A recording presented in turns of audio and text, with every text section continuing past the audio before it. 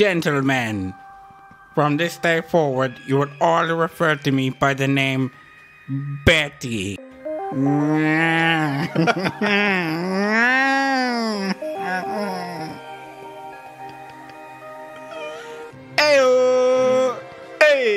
Hey, probers, welcome to But It Was Aliens, the extraterrestrial comedy podcast where we probe alien stories to decipher whether or not they're real, a hoax, or a misunderstanding. We do this to keep you guys safe. You are welcome. I'm your host for today's file, Moonwalker, and I'm joined by the grey-bearded one, Greybeard.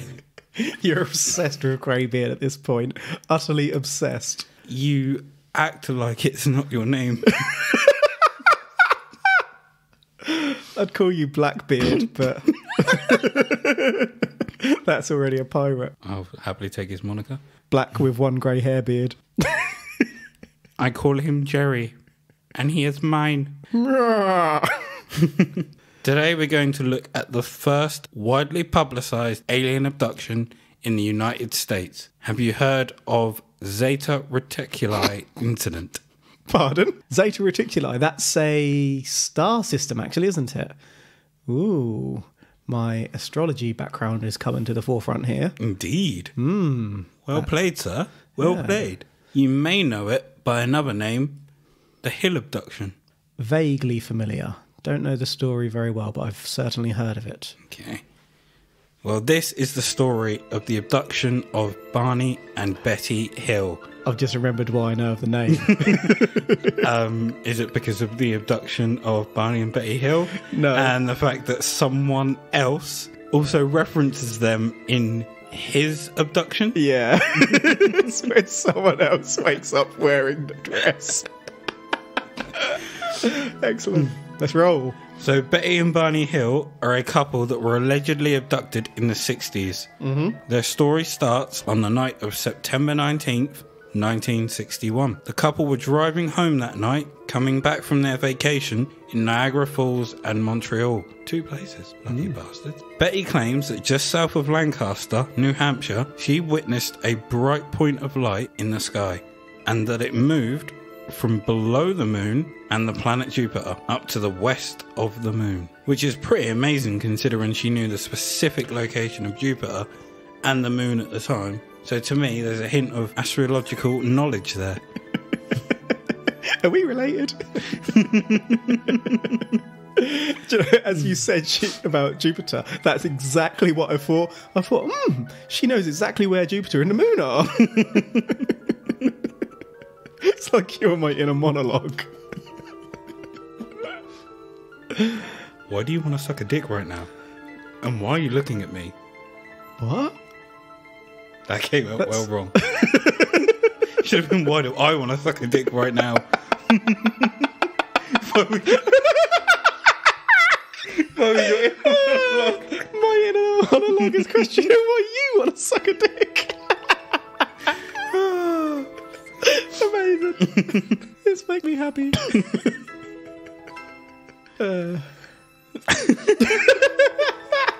So Betty reasoned that she was witnessing a falling star. However, it moved upwards and wasn't falling. Not only was it not falling, it started to move erratically and grow bigger and brighter. Uh-oh. She urged Barney to pull over so that she can get a better look and so that they can also walk their dog, Desley. I was expecting a different name there. Well done. That must have been very hard for you. Ah, you have no idea. Barney pulled over at a picnic area just south of Twin Mountain.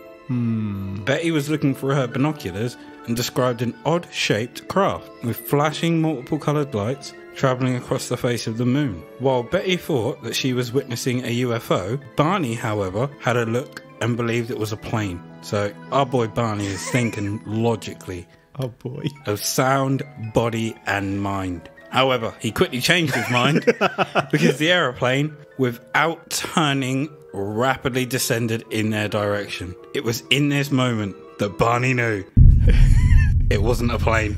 Plane moonwalked. Oh, I should have interjected a second earlier. Oh yes, I remember now. Why stop? If you see something unexplained in the sky, don't stop and get out of your car. Keep going. They both got back in the car, cut the dog walk short. Poor little Desley. Sorry, that name. Just every time you say dog, I'm expecting the R word. I also pronounced that wrong. It's Delcy. Yeah. So the dog's Delcy. Delcy or Des? Let's call it Del. And proceeded to drive toward an isolated mountainous road known as Franconia Notch. Country road. They drove slowly so that they could still monitor the object. Betty claimed that at one point, as the craft passed over a nearby restaurant, she could see that the craft was at least 1.5 times the size of the granite cliff that they were driving against. Big one. And the profile of that cliff was 40 foot. Hot damn. The craft was still moving erratically, and now she could see that it was also rotating. As they continued to drive, about an hour south of Indian Head, they were brought... At no point did I find that funny until you laughed. I have no thoughts. They were brought to a sudden stop as the craft, now in front of them, slowly descended towards them. With the whole windscreen of their 1957 Chevy Bel Air now illuminated by the craft, Barney, with his gun on his waist, with binoculars in hand, stepped out of the car and he started walking towards the craft. What's he got a gun? America! Good point and well made. So, if you scroll, you can see the car that they were driving. Yep. So, if you look at the windscreen, It's a big screen. that is his viewpoint. So, looking out from there. Quite a cool car. Does look awesome, doesn't it? I like the dice. I can remember, God, when was it? Maybe the 90s? You see dice in so many cars. You just don't get that so much now. No, probably because they obstruct quite a lot of the windscreen. Yeah, but they're cool and sexy. You can imagine what Barney must have seen from that windscreen. However, unlike Barney, you probably would have let out a squeaker rather than Hold on. rather than walk towards it with a loaded gun and a pair of binoculars. Well, I wouldn't have had a gun on me, because I'm not an idiot, but I would not have let out a squeaker. I'd have been gone before this all happened. As soon as I saw that moving thing in the sky, I know. Meow. Gone. Barney strolled towards the craft like a badass, and in doing so, looked through the binoculars and straight into the window of the craft. In my head, he was a lot closer. He's strolling towards the craft. Pulls out binoculars. Doom, doom. Suddenly, it's a lot further away. He described seeing 8 to 11 individuals seemingly staring back at him. 7 to 10 of them seemed to turn around in unison and head for a door at the back of the room. So he had quite a good view in there if he could see. He can see into the craft. The one remaining figure continued to stare him down. He's made eye contact. We cannot move. They're locked in a death stare. Whoever blinks first. And while staring him down, communicated to him to stay where he was and to keep looking forward. Huh? I'm assuming telepathy. Other than that, he must have a booming voice that He was like, chosen one, stay where you are. But also, in this situation, I don't know if I'll be able to look away anyway. I think I'll be in total shock of what I'm seeing, like a moth to the flame. And if there was no immediate threat posed, otherwise I would use my sweet ancient weaponry and bonk them on the head. what ancient weaponry? A nunchuck? Yep. Since that probe, I always carry nunchucks. What was it that in that probe, the man who kept them away for so long, didn't he have a machete? Machete? Yeah, that's what you... Although it's not good to carry knives, but to be fair, it's not good to carry nunchucks either. But if you're going to have to keep the aliens away. Exactly. They respond well to being bonked on their head. Or poked with machetes. Stabbed with samurai swords. They disappear. So does the body.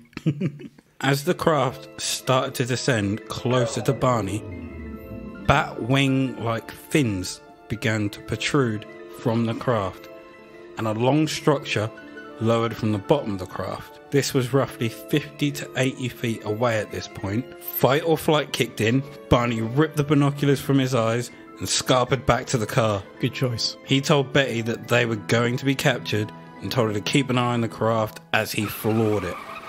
He told her they were going to be. It's like he's seen the future here. He didn't say they might be. We need to leg it. What was going to happen. If he thinks they're going to be, why is he even bothering trying? Because he knows they're going to be if they stay there. Peculiar choice of words, but okay. So if I stood in the middle of the road, it's like, I'm going to be hit by a car. If I stay here. Exactly. So as he floored it, the craft followed in hot pursuit. They recalled that they heard a rhythmic beeping noise, which seemed to bounce off the car. As the car started to vibrate, they said that they felt a tingling sensation go right through them, after which they experienced the onset of an altered state of consciousness, after which a second set of beeps brought them back to consciousness. When they came back, they realised that they'd driven 35 miles, but they only had a spotty recollection of it.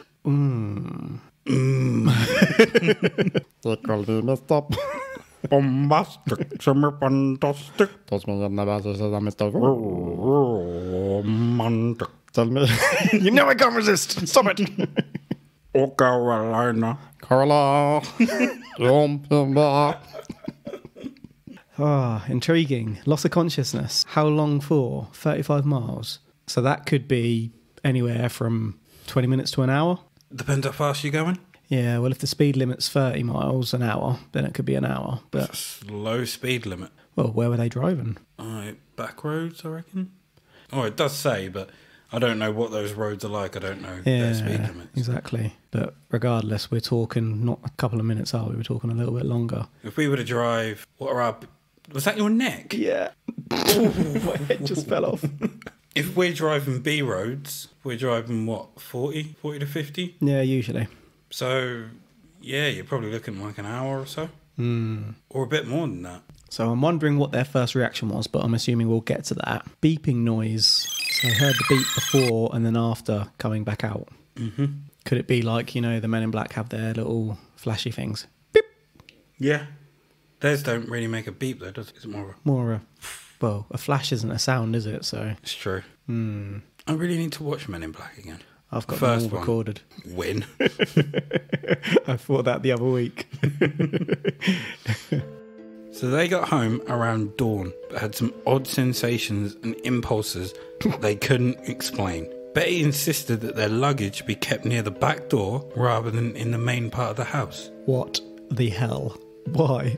Dunno. It's an impulse they couldn't explain. That's a really bizarre impulse. Like, I thought they were going to be sniffing milk or something, which is bizarre, but A lot more bizarre than people have cravings. keeping luggage by the back door. That's just peculiar to me. Unless they thought they might have to scarp her again. But wouldn't you put it by the front door? I don't know what their house layout Are they going to is like. run out the back door with luggage in their hands and hop over the fence? Run them through the gardens? Bill next door's like, oi! The animal gun! Maybe it's there as a alarm system. So someone trips over it, breaking into the house. The strap of the binoculars was leather and had been torn. Something Barney doesn't remember happening. The toes of his dress shoes were scraped and he had an overwhelming impulse to check his genitals, but found nothing out of the ordinary. They both took long showers to remove any possible contamination and then sat down to draw what they'd seen. So they could both remember seeing something. The craft itself. Okay, so he had a compulsion to check his junk. Wouldn't you? Do you feel like you need to check your junk now? Not right now. Me neither. But I haven't driven 35 miles without explanation. Haven't you? No. I remember getting here and it wasn't 35 miles. They took long showers to avoid or to remove contamination, did you say? Mm-hmm. How did I know they were contaminated? Probably just a precaution in case. So they're already thinking that something happened, even though they can only remember seeing a ship? My spidey sense is starting to tingle at that. They also had the beeps Yeah, and stuff going on. but that wouldn't mean they're contaminated. To think that you're contaminated when you can't remember anything else is unusual to me at this point. But then the beeps and the vibration of the car, you don't know what's happening. Maybe thought they somehow But if I hear a beeping in my car, I think that my tyres are going flat. No, because I don't think I've got alien residue on me. Beep and then inside their car. Okay, let's see where it goes. They also both had watches on, and the watches no longer worked. They found shiny circles on their car the following day, which they tried to check with a compass. However, when they put the compass near the shiny spots, it would spin like crazy, but would then drop when moved away. Betty's dress, which she had on that night, was torn at the hem, zip, and lining. She had put it in her closet, but took it out sometime later and found a pink powder on it. She hung the dress on the washing line and the powder blew away. Now, before I continue, and we did mention it earlier, you may have heard of this dress before, because in a previous file, this is the dress that Stan Romanek claimed he woke up in after being abducted. So she still has the dress? Yeah. Yeah, Romanek said that he woke up in it. But wasn't his a little bit later? Yeah. So, yeah. But I think he was implying that he'd been abducted by the same aliens. And they'd kept the dress. They'd kept the dress, yeah. But she's clearly putting it back. Oh, he's such a bitch. If you have a look at that picture, you can see, I'm assuming that's Barney's drawing, because Betty wouldn't have seen into the craft. Okay, yeah, and you can actually see the figures he's drew quite crudely, but to be fair, it's also better than anything I could do. I was about to say they're stick figures. It remains better than anything I could do. I like how he's giving it phrasing as well, like he's written at which point he's seen it on both pictures. He's, what? So the red lights on the end extend.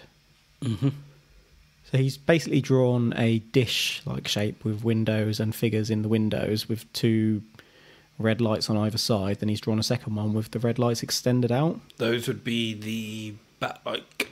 Yeah. Unusual. Very unusual. That would make it really non-aerodynamic unless they're pushed directly behind, I guess. Okay, intriguing. 2 days after the initial sighting, Betty made a call to the Pease Air Force Base to report their encounter, and to avoid being dismissed as a loon, she withheld some of the information. The following day, they were called by Major Paul W. Henderson, who called for a more in-depth interview. Henderson, however, in his report, dated on the 26th of September, claimed that they'd probably misidentified the planet Jupiter. This report was later changed to optical condition, inversion, and insufficient data. Henderson's report was forwarded onto Project Blue Book. Oh, not those guys again. A few days after the encounter, Betty took out a book from the local library, which was written by retired Marine Corps Major Donald E. Kehoe. Kehoe, he's my Kehoe, was also the head of NICAP. Betty wrote a letter to Kehoe explaining that what they'd gone through, and later that letter got passed to Walter N. Webb, who was an astronomer and NICAP member. On October 21st that same year, Webb met with the couple and a 6-hour interview ensued. At the end of the interview, Webb concluded they were telling the truth, and that it probably happened just as they had reported, except a few minor technicalities. For example, the length of visibility, like how long they saw it for, and the height and size of the ship. So is he saying that what they're saying they believe is true, or is he saying what they saw is definitely completely true for everyone? From what I read, he's saying what they saw is true. So he's led to believe that everything they told him is true, and that he fully believes them. Yeah, I don't think their explanation you mentioned a minute ago about it being Jupiter misidentified really explains seeing a ship with people in it. Yeah, not at all. So in that case, I think they've just been dismissed. And they haven't actually taken their story. So we've got conflicting views here. We've got some folks who are thinking they're bonkers and full of it and whatnot. Then you've got Webb, who is a firm believer. Betty started to have strange and vivid dreams that she said lasted 5 days and never came back. That's a long time to be asleep. She was in a coma. Crikey. She mentioned them to Barney, but other than being sympathetic, he didn't seem too concerned, which prompted Betty to not mention it to him again. All marital problems. Not really taking her feelings on board there, are you, Barney? Oh, no, Barney. You need to understand your lady. Purple dinosaur. Stop checking your genitals and focus on your lady. She began writing down the details of her dreams. In one dream, her and Barney were stopped at a roadblock and escorted onto a silver disc-shaped ship. They were taken into 2 separate rooms and examined. She describes her captors as being 5 to 5'4", all wearing the same blue suit, grey skin, black hair, dark eyes, blue lips, and prominent noses. Grey skin, so they were greys. But blue suits again. Again. This is what, the 3rd time we've heard of greys in blue suits? That it is. It's becoming a recurring theme. But this was 61, you said, wasn't it? So have the other ones we've covered been at a later date and they've heard of this story and are copying it? Or have they all seen the same thing? Question without an answer. Ooh.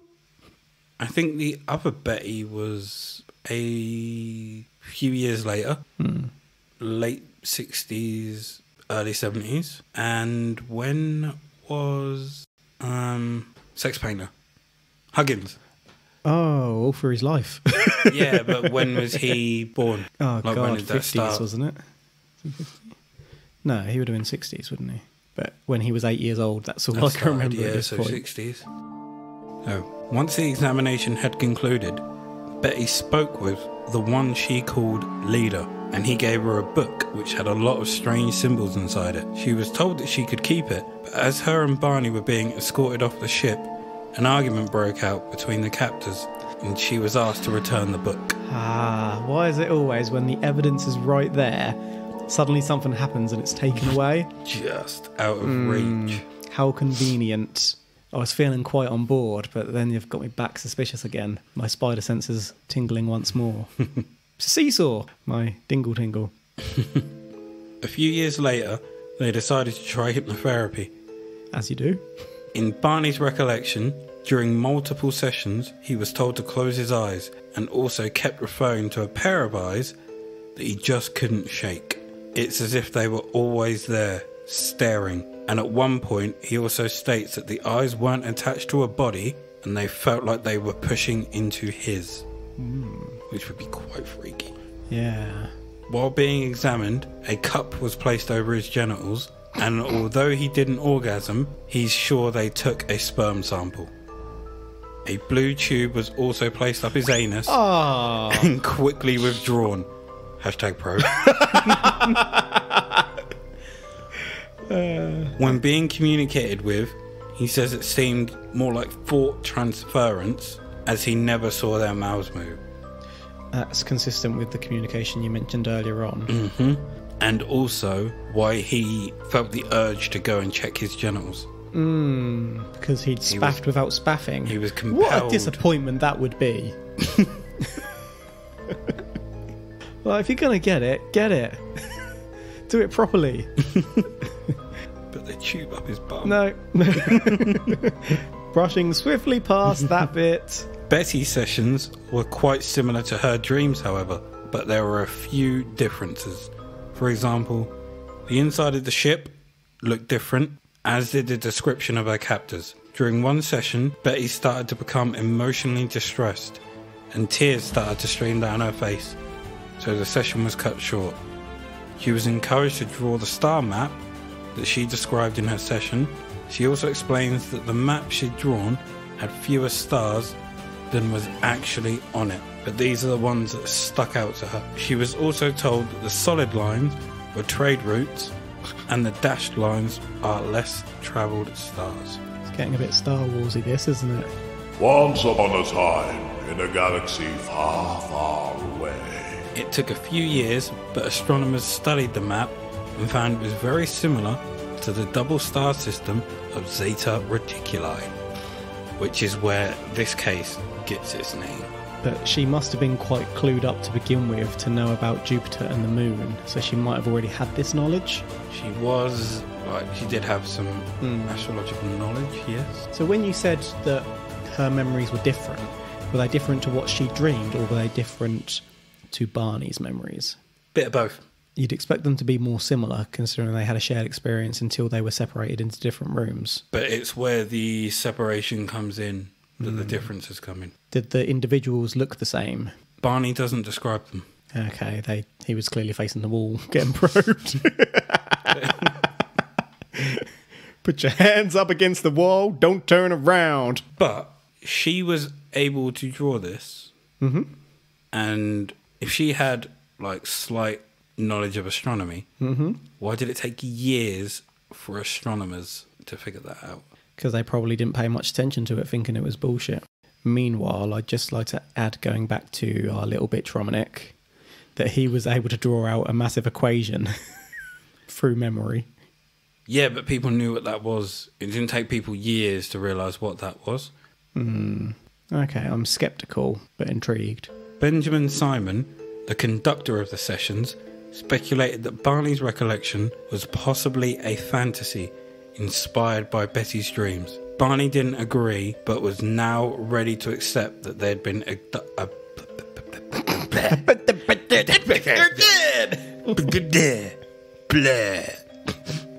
Barney didn't agree, but was now ready to accept that they had been abducted, though he never fully embraced it as much as Betty did. So he accepted it, but he didn't fully embrace it.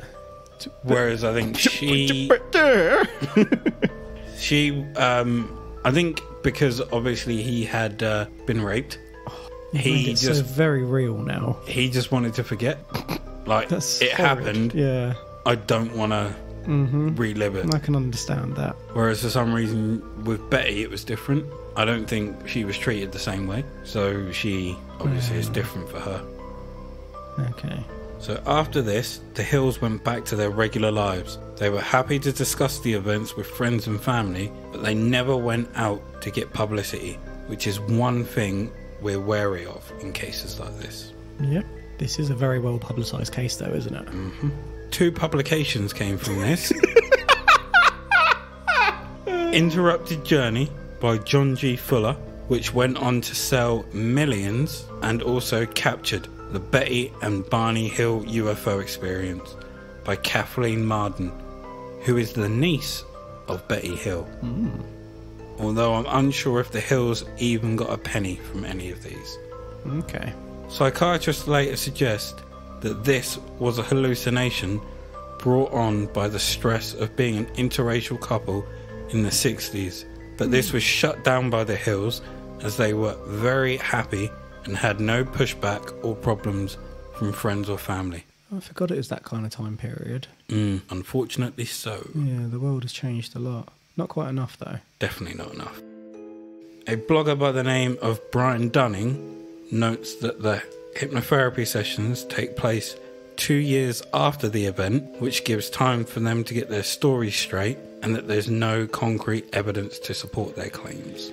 Yeah, that's a long time. But if you believe in hypnotherapy, would it matter if you made something up? Because wouldn't the subconscious take over and you'd reveal the truth? Because you can't select your answers. Or can you? Unless A, you're faking, so you're not really under, like our friend the bitch we keep mentioning on this show, this episode. Or who's to say you're remembering things that have really happened under hypnosis? Because again, people can be on stage thinking they're chickens and whatnot. Are they really chickens? Never mind, they are. That's exactly my point. Jim MacDonald, a resident of the area, He better have had a farm. in which they claim to be abducted, produced an analysis of their journey, which proposes that their account is started by them misperceiving an aircraft warning beacon as a UFO. The road they took, the beacon appears and disappears at the same point the Hills claim the UFO does. With the rest being down to stress, sleep deprivation and false memories recovered under hypnosis. Here we go, he knows. UFO expert Rob Schaefer has written that Betty used to go on UFO vigils 3 times a week and was once joined by John Oswald, a UFO enthusiast. When asked about her continual sightings, Oswald stated she's not really seeing UFOs, but she's calling them that, and that at one point she was unable to distinguish between a landed UFO and a streetlight. I feel like you're gradually burying this investigation. I'm just making sure you have both sides. Yeah, no, it's helpful. I can't give one without the other. Yeah. That would just be a That biased... That wouldn't be scientific. No, it would be a And as biased... former MIBs, we are required to give the truth. Shift out the shit.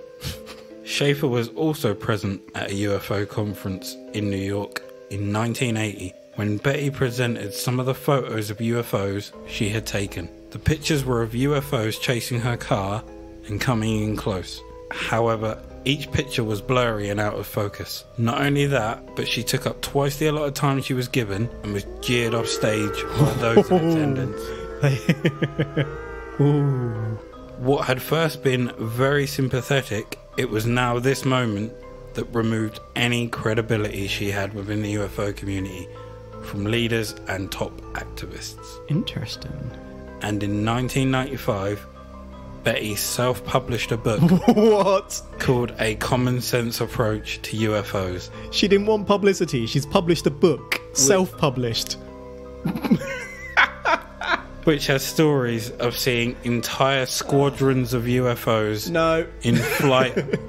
Betty, you've lost me there. And also seeing a truck being levitated. Well, what was that magician called? David Copperfield? I thought you were about to say David Blaine. I was going to say Uri Geller at first, but that was Spoons. Blaine! I'm sure You're a Blaine demon, could... David Blaine! Demon! Cheez-Its! What the f***, David Blaine? He put me on the roof! I'm on the roof! Sir? After all the evidence you have been given, Yep. what is your conclusion? Do you want my conclusion or my final thoughts? Both. My final thoughts are that it's bullshit, and my conclusion is that it's bullshit. So it's a very interesting case. I was interested to hear where it's going. At the start, the Zeta Reticuli stuff, it had me intrigued, but I was never really on board. I don't know if it's because I'm predisposed to be a bit sceptical, but something was tingling for me. Yeah, it just... You got a cock wobble. I got some sort of wobble. But yeah. The fact that he was always quite reluctant, whereas she seemed very keen about it, that made me suspicious. She was fully on board. Yeah, it's almost like she wanted it to be aliens too much. Sir? Aliens. That's not what I said. I think you'll find the term I used was bullshit. But it was aliens? Bullshit. Shit of the bull. Everyone! But of the alien. No, unfortunately, I say unfortunately, I don't think this was aliens either. It's a well-documented... It's one of the most famous cases, isn't it? I really know the name. Which leads me to believe why so many people think it's real. I think that maybe it's the people who want to believe. All the moulders out there. But you can believe without thinking that this one's real. Well, the people who are more balanced would perhaps go out and look to cases with more evidence, whereas those who just want to believe to say that they believe We'll just pick this out and say, yeah, this is true. This one is definitely aliens, yeah. Alright, so definitely not aliens from us today.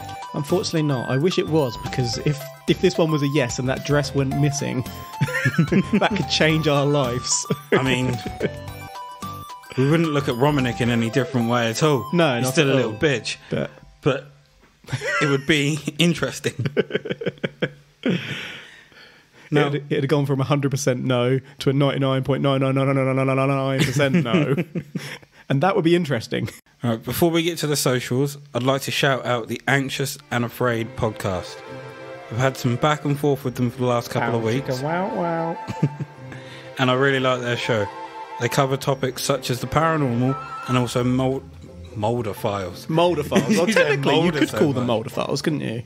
Also, murder files. Since my first listen, I haven't missed an episode. So if you're looking for something new, please go check them out. Give them a try. Now, back to our social media. You can find us on Instagram at But It Was Aliens Podcast. We're on Twitter at But It Was Aliens. If you have a story for us, you can email us at butitwasaliens@gmail.com. You can also head over to Facebook, where we have a page called But It Was Aliens. And we also have a group called Extraterrestrial Towers, where you can exchange comments, memes, and all sorts of other alien-like things. Point our probers. Which aren't fluid to with others. You can also have a chat with us there. We'll be in there every now and again when we're not busy probing or working On our probes. If you're staring at your co-host from across the table and you think he's an alien, If you're wearing headphones and think they're aliens. they have an alcoholic beverage beside them and you think they're aliens. Hashtag probe. Peace.